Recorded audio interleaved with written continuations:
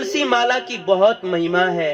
हमारे शास्त्रों में लिखा है, स्नाने काले तु यस्यांगे दृश्यते तुलसी शुभा गंगादि सर्व तीर्थेषु स्नानम तस्य न संशयः।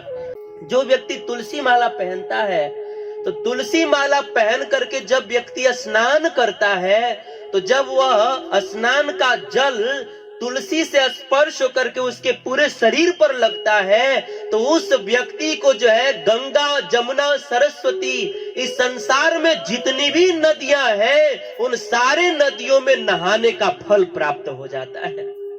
किस व्यक्ति को? जो व्यक्ति अपने गले में तुलसी माला धारण करता है।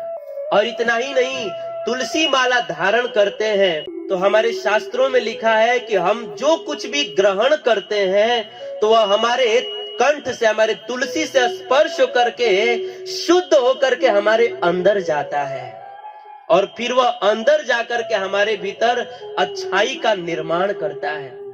और हम कुछ बोलते हैं तो वह हमारे कंठ से स्पर्श होकर के, हमारे तुलसी से स्पर्श होकर के, शुद्ध होकर के बाहर निकलता है। ये तुलसी की महिमा है। इसीलिए हम सबको अपने कंठ में तुलसी धारण करना चाहिए। हमारे शास्त्रों में लिखा है कि हमें तुलसी इसलिए भी धारण करना चाहिए क्योंकि भगवान जो है ना, कोई भी वस्तु बिना तुलसी के स्वीकार नहीं करते हैं। हम खूब 56 भोग बनाए, लेकिन उस 56 भोग में अगर तुलसी नहीं है तो भगवान उस भोग को स्वीकार नहीं करते हैं।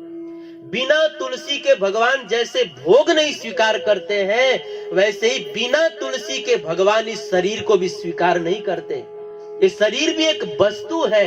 अगर इस शरीर को भगवान को अर्पण करना है, तो इस शरीर पर हमें ये तुलसी माला अर्पण करना होगा। तब जो है भगवान हमारे शरीर रूपी वस्तु को स्वीकार करेंगे। इसीलिए तुलसी को धारण करना चाहिए। और तुलसी माला धारण करने से एक और लाभ होगा।